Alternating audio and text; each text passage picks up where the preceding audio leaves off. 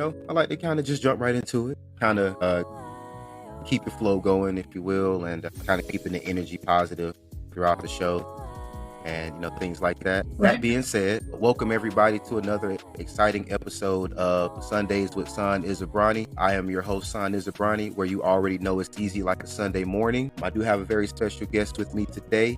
Go ahead and introduce yourself. Hey guys, so my name is Karma from New Mexico, and here to talk to you guys this fine Sunday about something near and dear to my heart, big part of my life. Awesome. So today, guys, we have a very special topic. We want to talk about addiction throughout life, and addiction is obviously deeper than drugs and alcohol, things like that. Addiction comes in many different shapes and forms, and oftentimes everyone doesn't have this luxury, but oftentimes it's good to have a good support system, friends surrounding you through those hard times. And so that's why I decided to name this episode The Color of Friendship. Like I said, everyone doesn't have that luxury, but when you do have that luxury, it can be a beautiful thing. Let's just jump right into it. Yeah, let's jump right into it. I'm gonna put my Sunday sweater on though. It's kind of a thing now. All right. So I know for me personally, my addiction was marijuana, and I'm not saying like I'm a saint. I been over marijuana for like years now. I actually recently just let it go, and it's been a different feeling. I'm not even gonna hold you.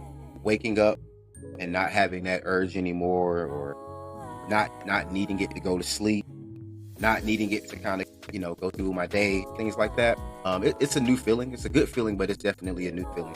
What about you? What were your addictions throughout life? So for me, I feel like addiction was bred into me, very much so predisposed to it as a child with my family. So as silly as this sounds, like my first addiction, I think, was gel pens. If you remember the era of gel pens. So as a child, that's where we found out I had the addictive personality. And then unfortunately, at a pretty young age, the gel pens turned into sneaking my parents' alcohol. That turned into smoking pot with my cousins. And eventually my drug of choice was opioids. I had my ovary rupture when I was 17, and they prescribed Oxy. And just the crowd, back to the friends. I did have friends through addiction, but most of them were also addicts. So it wasn't environment that bred sobriety or recovery for sure, but quite the opposite. So it wasn't hard for me to get stuff on the street, and that made the addiction better, made the recovery harder. So the opiates turned into heroin, and I never shot anything up, so I was always a smoker or a snorter. And then I decided to move to Chicago, thinking that I was somehow going to get away from it. And then I found myself in the hood in Chicago on several occasions, buying heroin from 8-year-old boys that were working their corner. Man. Yeah.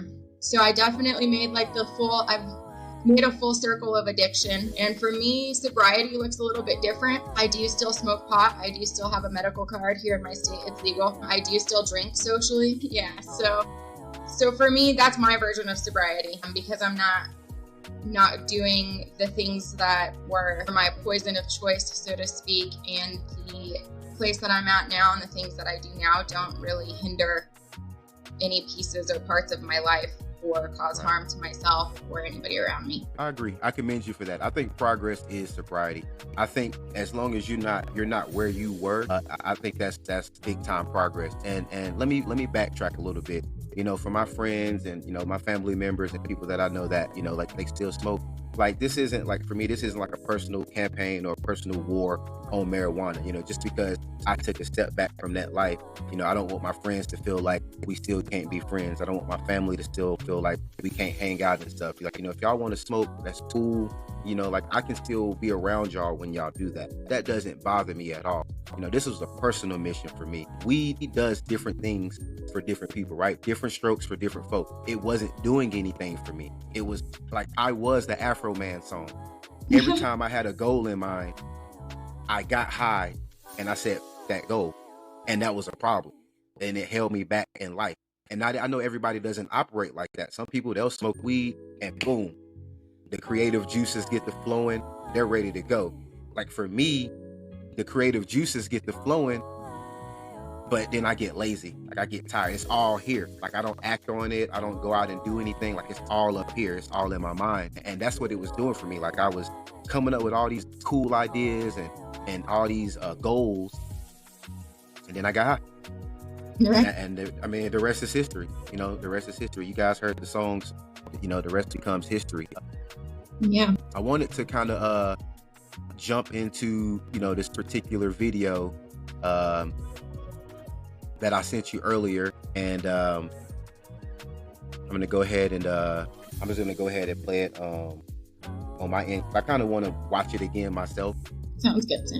What people don't understand about addiction, which is actually the reason why I decline most invitations to speak about the topic, is that people think that addiction has to do with drugs and alcohol. And it has really very, very little to do with drugs and alcohol. First of all, there are other addictions. People become addicted to behaviors or to people, relationships. It doesn't have to be a chemical. But secondly, and much more importantly, what people don't get is that the drug that the person is using to numb themselves is not the problem, it's the solution. I'll say it again. The drug is not the problem. The drug is the solution. Yeah, it's a solution that destroys your life, but it's a solution nonetheless, meaning to say, the real issue of addiction is the underlying issue that the addict is attempting to address through the self-numbing behavior of the drug of choice. And what is that underlying condition? Very, very, very simple. A deep discomfort with one's own self. It's like being allergic to one's own self, uncomfortable in your own skin, terminally unique, lonely in a crowded room, always wanting to feel a part of, instead feeling apart from. And that is that gnawing feeling that the drug or the alcohol, the high-risk behavior is being used to numb the person from, to distract them from.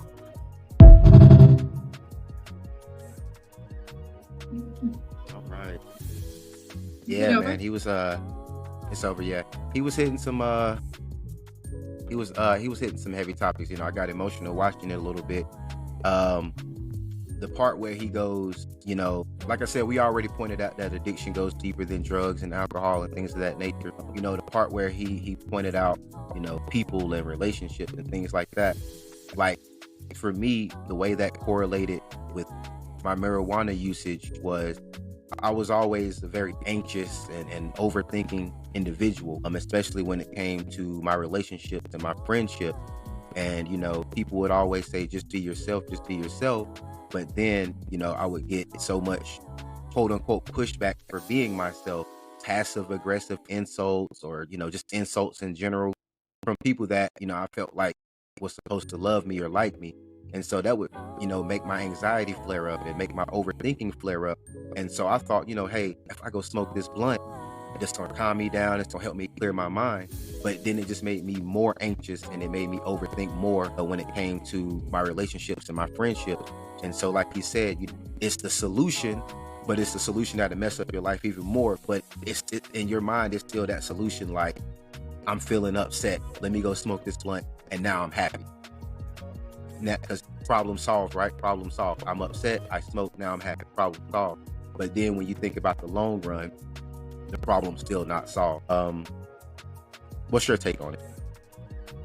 Well, I know that through my research, I figured out that really addiction is stemmed from a lack of dopamine production in your system, right? So it's that feeling that you get, it's the happy feeling, right? It's a lot of people get their dopamine fix these days from social media. The more likes you get on your post, or the more watches your video gets, right? Each time you see that notification, it's a small hit of dopamine. So when I was younger, I was told a lot. I mean, my dad is diagnosed bipolar. My dad was a heavy alcoholic, and my mom didn't really have, also came from an addictive family, but she didn't really have any of her own addictions. So I grew up hearing things like, what did I do to be so unlucky to get a daughter like you? You're just like your father. You're going to grow up and be just like your dad. And so I heard this from a very, very young age. And instead of getting help for me to recognize that lack of dopamine and learn healthy ways to get my dopamine fixes, I just followed in my dad's footsteps. I figured maybe she's right, maybe I'm just like my dad. Let's embrace it instead of shy away from it. Right. And so, then I started getting my dopamine from other things. People used to tell me when I was younger, because I was so hyperactive, that they thought that I was like into the uppers, that they thought that I was doing meth and smoking crack. And I'm like, what? No way. Like, complete opposite. So I think that's where I started really enjoying the weed at first, was because not only was it helping me with that dopamine fix, but it mellowed me out enough to where people stopped looking at me that way or stopped seeing me that way. And so that's why for me, weed is still helpful, because I'm like the opposite. Like, my husband even tells me all the time, like, you're the most productive stoner I've ever met in my life. And so, because I'll get stoned and then my ADD is like, boom, everywhere. I got 25 projects going. I might only finish half of them, but I definitely think that any form of addiction, right, it's the solution to whatever underlying problem is there, whether it's something internal or something environmental. Yep, definitely. I think that's on point. I think a big problem too is just like the stigma of both addiction and recovery, right? Because like I said, for me, I am in recovery because I used to, go to the hood to buy heroin, and now in my state, medical marijuana is legal. Now I can go to the store and buy my weed, and I'm not hindered at all by the use of that. It's not causing any problems in my life. For other people, sobriety has to be straight sobriety. Other people, consider even taking a drink of champagne on New Year's breaking their sobriety. Right. And so I think it's starting to finally dawn on people that it's more of a broad term, that healing and recovery and addiction is all kind of an individualized experience. But it does make recovery harder, I think, because people have like this black and white box that they think they have to fit into to be considered in recovery, and that's not necessarily true. And then the same of being an addict, right? Some people think that if you're not homeless out on the street shooting up, that you can't possibly be an addict. So I think it's important to open that conversation, right? And let people know that there's so many different boxes that they can fit into. And that's more important, I think, for recovery and healing. Yeah. And a good point out, because a lot of people, that comes down to just judging a book by its cover. A lot of people assume, a homeless person or someone less fortunate, they have a drug problem. Newsflash, people, you need money to buy drugs. A homeless person would be my least suspected. I'm looking for the person that got the money. That's the person that can afford the drug. So homeless people may have a drug addiction, but they're not the only one. Like I said, you need money to buy these drugs. So it could be the blue collar office girl guy, working at 9 to 5. It could very well be a politician. So you just never know. But what we do know is you do need money to access these drugs. Addiction does not discriminate at all. No. Do you feel like there are barriers to treatment? Like, do you feel like as far as the treatment, as far as mental health, evaluation, the one-on-one, the facilities, things like that, do you feel like there's a barrier? Do you feel like people I honestly think the medical system in general is not necessarily primarily, but definitely partially to blame for addiction to begin with. I know that, like, for example, the first time that I ever tried Oxy was on accident. I was 17. I got my wisdom teeth pulled, and they gave me like 2 identical bottles. One was 800 milligrams of ibuprofen, and the other were Oxy 80s. So I woke up that morning, like in pain. So I thought I was taking the ibuprofen. I was not. And so I woke up and started my day, and I'm driving and everything. All of a sudden, like the starts, and I'm like, man, I took the wrong one, but this is awesome. You know what I mean? So we finished that bottle. And then, like I said, my ovary ruptured, and boom, here's some more Oxys. So it finally got to the point where, like, when I went and had my hysterectomy, I was fighting with these people because I had told them right off the bat, like, I am an addict in recovery. So when I'm out of surgery, please just keep it all non-narcotic, right? So in recovery, they're like trying to shove oxys down my throat. And I'm like, this is your guys' fault, right? Like, you went through all of this crazy dispensing of all of these meds. And now that you have people that are trying to recover or be in recovery, like, there's no respect for that. And then when we come in asking for help, I mean, everything costs money. Drugs cost money, recovery costs money. And I found through my rehab experiences, I know a lot of friends, my husband, all through their rehab experiences, that's one of the easiest places to get drugs is in rehab. Yeah. Yeah, just straight up. So yeah, as far as being able to get help, it's definitely a difficult thing to do. It's definitely easier to get drugs than it is to get help. And I want to point out two things. First, I'm glad you're telling, that particular part of your life story, because society often treats addiction as an individual failing morally, ethically, versus it being a health issue. You developed that particular addiction because you were seeking medical attention about something, right? It wasn't, let me hit the streets up for some oxy. It was, something's going on with my body. I need to go to a medical facility. And the medical facility was like, here you go. We're going to pump you full of drugs with an addicting compound or addicting components to it. That was the first thing that I wanted to point out.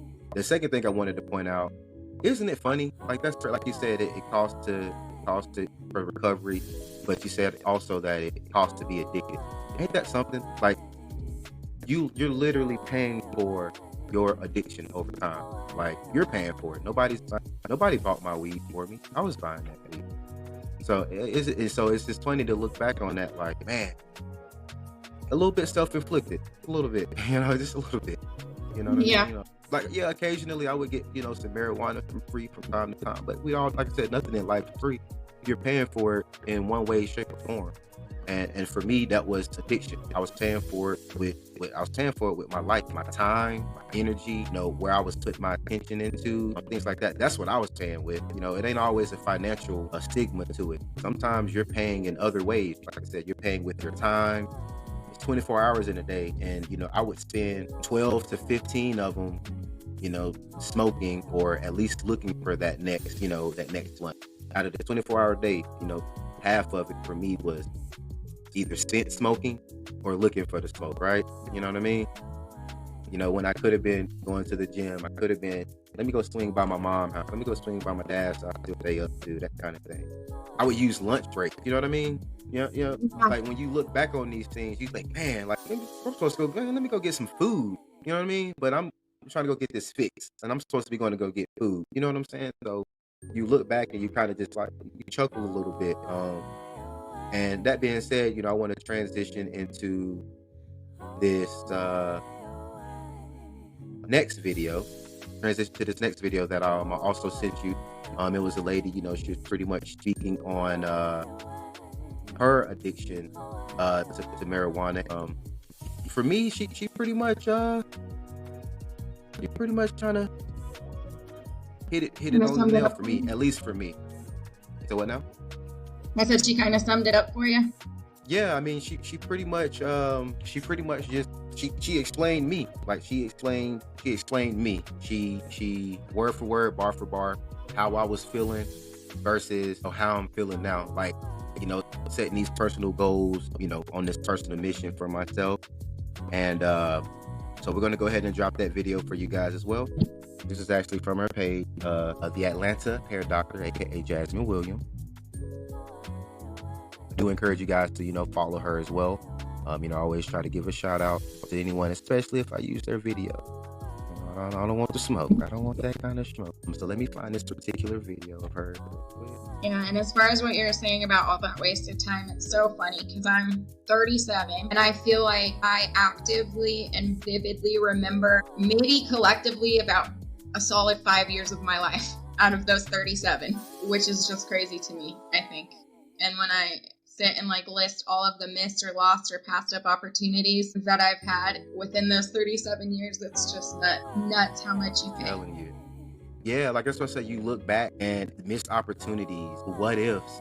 There's nothing that, and for me, that's what put me back. That's what excuse me, can't get it out. That's what, drew me back. That's what kept drawing me back to smoking. Dang, what if I did this? What if I did that? Now my anxiety's back up. Now I'm overthinking. Now I'm just like, I gotta smoke now. But that's never the solution. Like I have to face my problem, and I gotta face them head on, and I gotta fix it that way. It's like he said in the video, it's almost like you're allergic to being yourself. And that's why you go to that place, because you don't want to face your problem as yourself. You want to face your problems as something different, as someone else. You want to face your problems as this numb individual, as your higher self. Yeah, as your higher self. Like you don't want to feel anything in this conversation, but you do want to get through the conversation. You don't want to feel anything at work, but you do want to get through work. You don't want to feel anything around your family, but you do want to spend time with your family. It got to that point.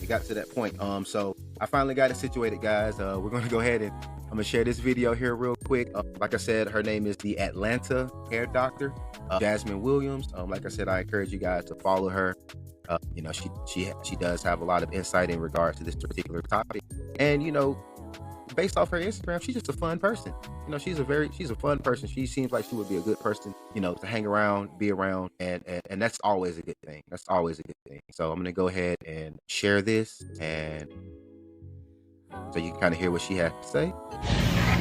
I remember struggling with being addicted to weed, so much so that I felt like I couldn't start my day without it. I remember being upset, like, where's the weed man? Like, why is he taking so long?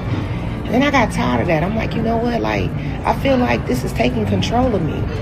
And I remember praying to God, like, God, I want it to be you. Like, I want to start my day like that same urge that I have for this addiction. Like, God, I want that to be like my relationship and my urge with you. And I'm like, God, I need you. Like, I can't do this without you. And I started praying things like that. And God literally helped. Like, it's been 11 years I've been sober, no drinking, smoking.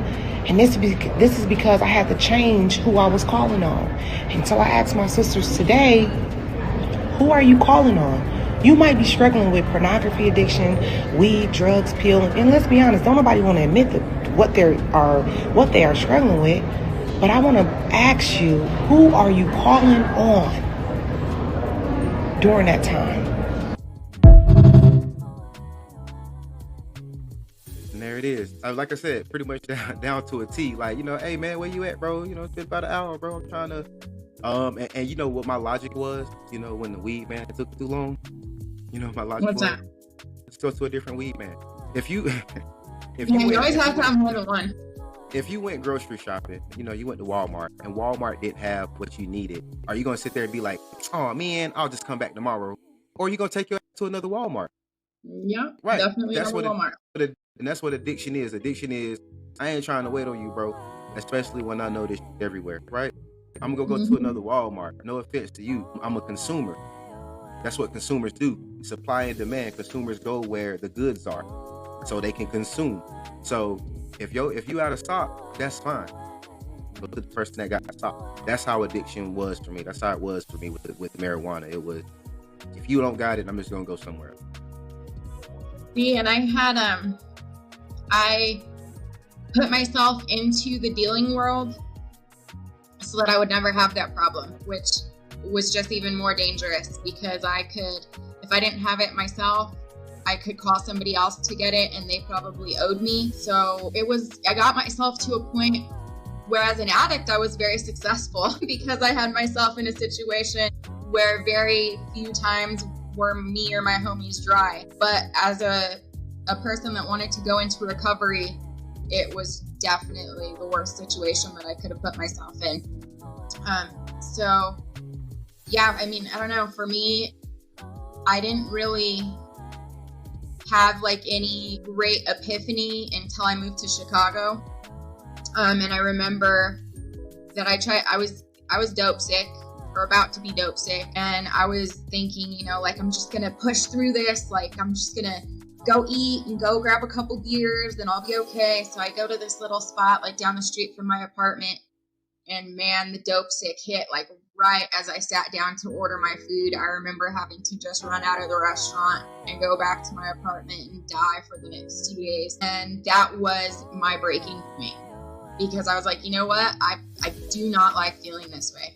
Like, I'm not going to be that person. Like, can't do it. Up until that point, I had really only messed with what I call, party drugs, ecstasy, shrooms, weed, alcohol. But yeah, that was the threshold for me. So that was the last time that I ever touched heroin. I did recently have a shoulder injury, and I was able to get a hold of some oxys, but I was responsible. I gave them to my husband, and he gave them to me as prescribed. That's it. There you go. And it was a little bit difficult, which is those thoughts like started coming back to where I'm like, okay, like he's not watching me take these, so I could just like save 2 or 3 of them, right? Crush them up and snort them and be done with it. And that's kind of where I caught myself, right? Like, nope, not gonna do that. So I don't know. I think that's like another big. Start rationalizing and compartmentalizing. Like, like I said, for me, it was, I'll quit tomorrow. One blunt today. Like, it's been a long day, one blunt, right? And then for me, it was like, man, I done went 3 days without smoking. I deserve a reward. Let's go smoke. You know what I'm saying? Like, it was like, right. That was it. Like, it was like, dang, I get to smoke extra now. Yeah, like, what? Because you start rationalizing it. Man, I quit for 3 days. I could definitely quit if I wanted to. It's just been 3 days. You know what I mean? You don't start feeling withdrawal symptoms until about a weekend, I think. You don't start feeling like that anxiety and those extra feelings, a little bit further in, man. And for me, you don't really feel them at all if you distract yourself. Like, now that I think about it, I don't really think I've had any withdrawal symptoms, any lashing out, things like that. Mainly because I just been too tired. The gym has been wearing my ass out. I'm not even gonna hold you. When you're tired, you don't get mad. When you're tired, there's nothing to be anxious about or upset about, or things like that.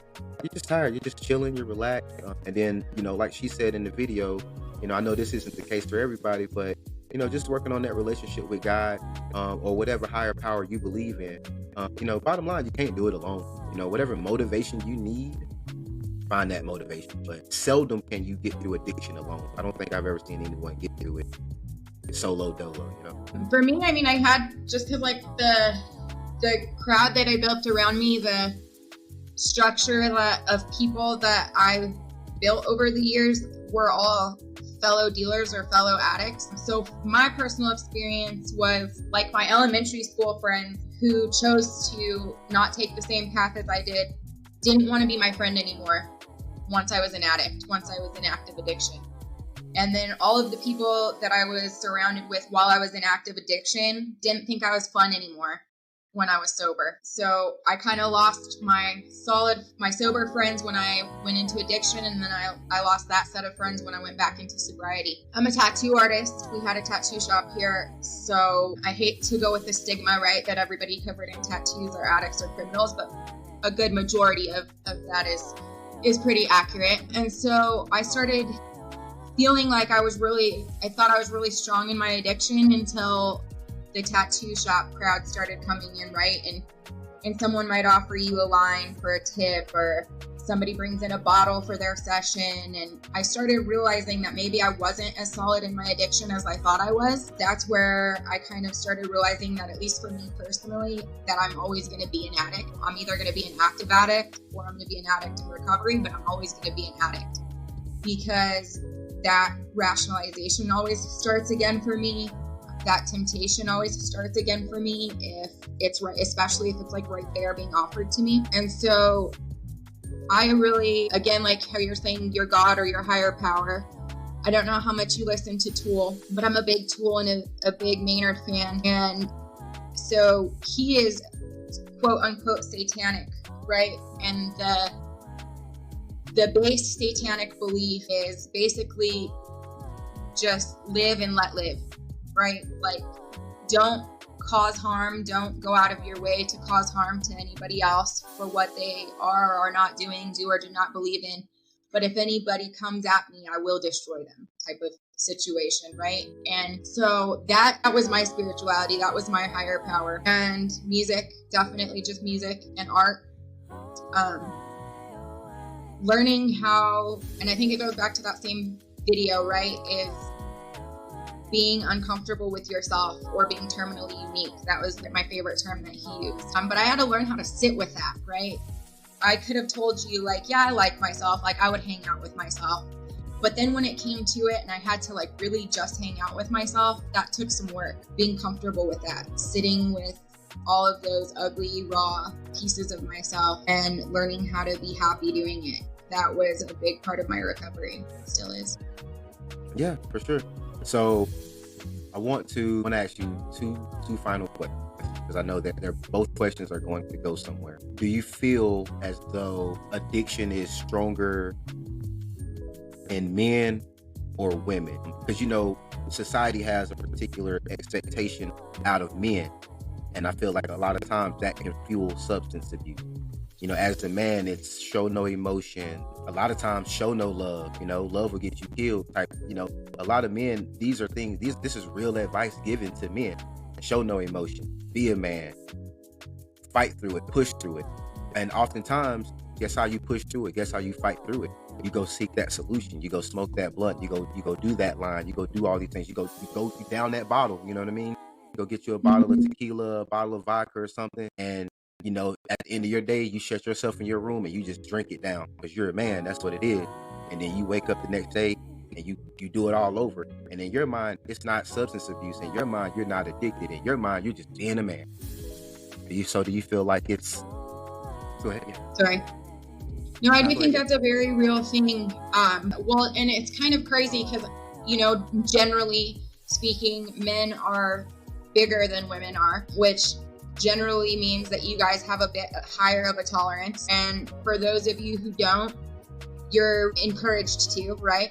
Because you're less than the men around you if you can't keep up with the ones that are going hard. And you're not really, like, you know, as a man, you guys aren't really encouraged to talk about your emotions or to talk about anything.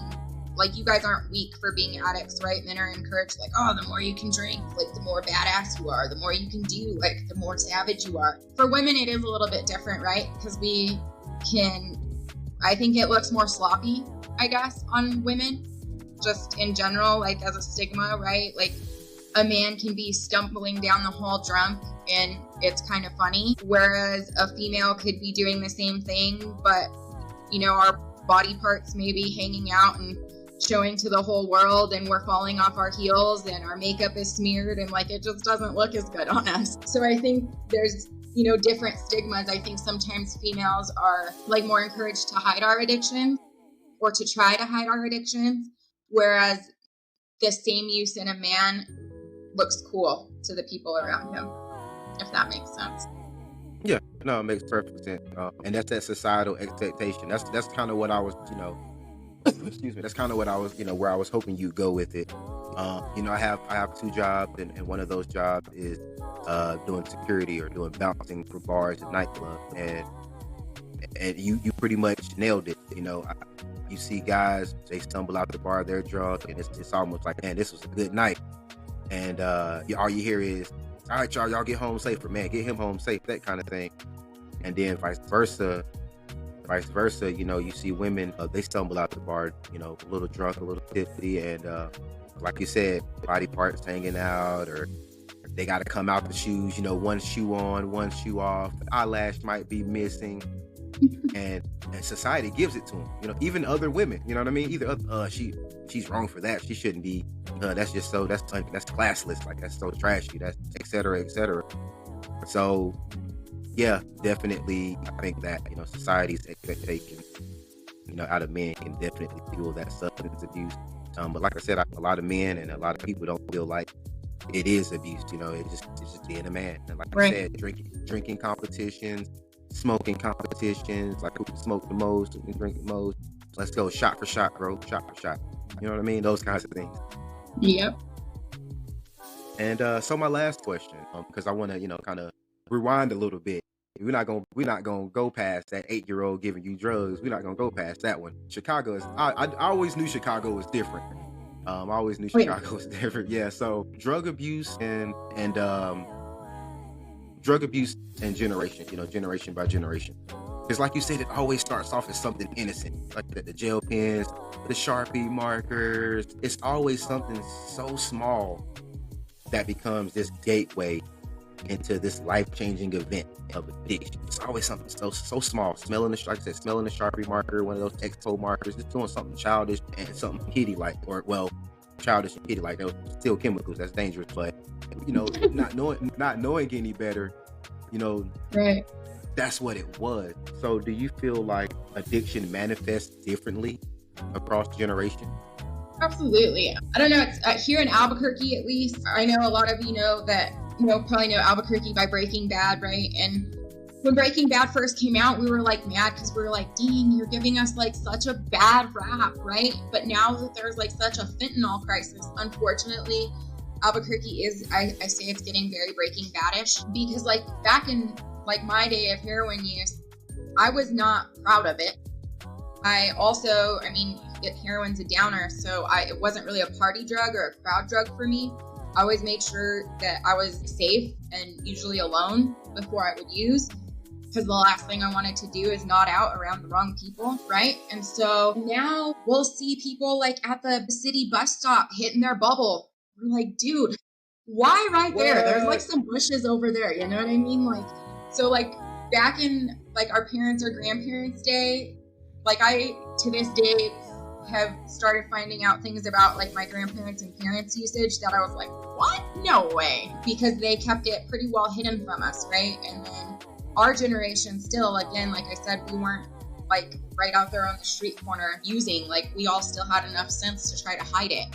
And now like I make the joke that like some of these fentanyl addicts have like the most crazy on point balance ever, because they'll just be all the way folded in half, like swaying back and forth. And I'm like, how do they not fall? It's crazy. So I definitely think the manifestation over generations is changing. Some for the better, some for the worse. Just because I think, like I have a 10-year-old son. And so unlike me, my son has been very exposed to a different kind of, or a different side of addiction. I'm very open with him about it in the communication sense, right? I tell him things like, I don't encourage you to ever use anything, like, but if you do, I would prefer like that you do it at home. Point blank period. Not with your friends that don't know what's going on. I don't want you to use, but if you're going to use, I'd rather you use in front of me so that your friends don't leave you overdosing somewhere and just leave you there. Right. You know what I'm saying? These are real facts. Yeah, so I think I may be judged by a few for that one, but again, like I don't want him to use, but if he's going to, I would prefer he's safe, or as safe as possible. You're not. And I think because of just like social media and the things that he sees on the streets here, and the conversations that we've had, and the struggles that he's seen our family go through. I mean, I just lost a cousin a couple years ago to cirrhosis of the liver. One of my best friends. So I think that he is going to have a different view of addiction. I'm hoping that it's not as attractive to him as it was to me because of the exposure that he's had to it. Maybe if I had had that type of exposure to it when I was younger, maybe I wouldn't have been as attracted to it either. So definitely. And your mindset, isn't too far-fetched. When I first started smoking, my mom hated it, absolutely hated it. And she started, rationalizing and compartmentalizing. Hey, I don't like when you do this, but I'd rather you stay here and do it versus going to someone else's house or driving around and smoking, getting pulled over by the police. I don't like that you do this, but I'd rather you do it right here. And it wasn't even so I can see you or watch you do it. Like I said, she hated the stuff. She hated the stuff, hated the smell. To this day still does. So it wasn't so I can watch you. It gives her that peace of mind knowing, all right, he's here. He's gonna smoke. He's gonna hungry, happy, sleepy, right? He's gonna smoke. He's gonna come in my kitchen, eat up all my and then go to sleep, right? Like it was almost a peace of mind for her. So the way you're thinking about it, and I know you're speaking on more intense and high level, drugs, it's levels to this. And marijuana is obviously bottom of the barrel when you talk about other things. But it's still the same concept. As a mom, you're saying, hey, I don't want you to do this. I don't want you to get involved with this. I don't want this to be attractive to you whatsoever. But for whatever reason, by some crazy circumstance or situation, you get introduced to this. Stay home. Talk to me. Talk to your dad. Like, talk to us. Like, we can help you navigate that thing before it gets too out of hand. And then now you don't want to talk to anybody, because that's how addiction works. Addiction isolates you because you get to the point where you feel like nobody understands you. But there are plenty of people that understand you. They might not be in that place anymore, but they were in that place before. So there are plenty of people that understand you, and you just have to be open to them, open to speaking with them, open to their advice, open to what they have to say to you in return. Do you think addiction can ever be fully cured, or is it a lifelong struggle? Like, even if you're not doing those things anymore, there's still some residue, if you will, there. I think it's definitely a lifelong struggle, because I take it back just to the scientific facts of the lack of dopamine production. That doesn't ever really change. If you're born with a brain that can't produce enough of that chemical, it's really not ever gonna be able to be changed significantly in a permanent way. So as far as whether it's a lifelong struggle, I don't know how that is for everybody. I think there are some people that have gotten past or far enough into their recovery that things don't tempt them anymore. I know for myself personally, that I always need that dopamine hit, whether it's going out and sitting in the sun, listening to one of my favorite songs, smoking a bowl. I've just found healthier ways to get that fix now. I do know for myself personally, I do have an addictive personality, point blank period. I have a very addictive, obsessive personality. So I do have to be careful in my recovery for the rest of my life, because if I find myself in the wrong situation, boom, here we are all over again. Triggers, yeah, those triggers are everywhere, always. But I do think for some people that they can get over that temptation and go back into some familiar situations and have a different kind of control over it. I think that's what we were saying earlier. I think it's going to be most important, just like as a society, to kind of remove and knock down some of those stigmas that addiction and recovery has to look the same for everybody. Because I think if we stay with that frame of mind, it makes a lot of us addicts feel either like we're not actually addicts and we don't need the help, or that because we can't heal and recover the same as the person next to us, that we're failing at it. So why even bother? There it is. And I think that's the bit that for me, that was always a big one. That why bother? I put so much of my recovery, or just trying to do better, I put so much emphasis in how other people felt about it, or their motivation is what motivated me. And so when I like I said, when you get those kind of like half responses, or those that's good for you, like when you don't feel like it's genuine, yeah, it definitely puts you back in that rut of, man, why bother? Like, nobody's really, you know what I'm saying, nobody cares. But there it is, that's fact. Nobody really cares. Nobody's coming to save you but you, and of course God. But it's like nobody can save you but you. God gave you free will, so even he can only, you know what I'm saying, even he's only even with him, he's only going to do so much. He gave you free will. Figure it out, you know what I mean? Like, yeah, you can pray to him, you can do all these things, but figure it out. He gave you free will to do so. And I had to realize, like, if I wanted to stop this, or if I wanted to change my life, I have to be the one to do it. I can't lean on this person to motivate me to do it. Not all the time, because people got their own shit to deal with.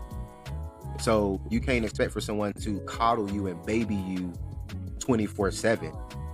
You have to figure it out.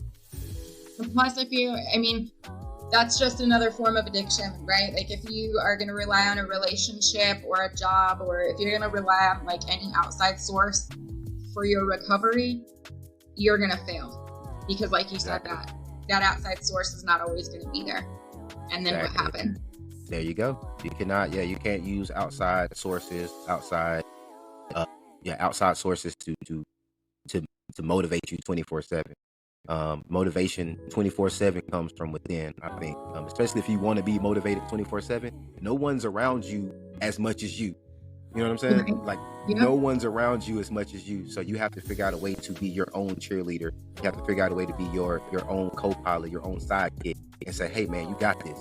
You have to be, sometimes you got to be the Robin to your Batman. instead of going out here looking for it. Like, you have to be Robin too. You got to be Batman and Robin. Sorry. You know what I'm saying? I'm pretty sure I have about 6 of me in here somewhere. Depending on what I need to call on. I got the Justice League, man. We good. Like, I got the Justice League. We're good. But yeah, this has been great.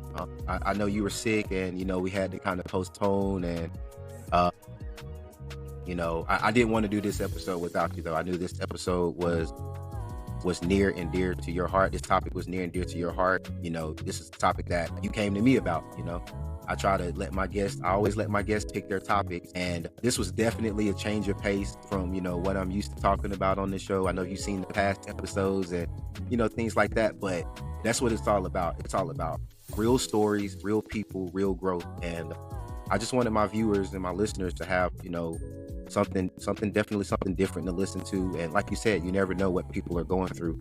They might be going through something as well that they just haven't spoke on. And just hearing my story and your story, hopefully that kind of gets them over that hump, gets them over that fence. That being said, I want to give you just all the thanks for taking time out of your day, and like I said, overcoming that sickness to do the show. And I want to thank the viewers, the listeners, for taking time out to listen to this special episode.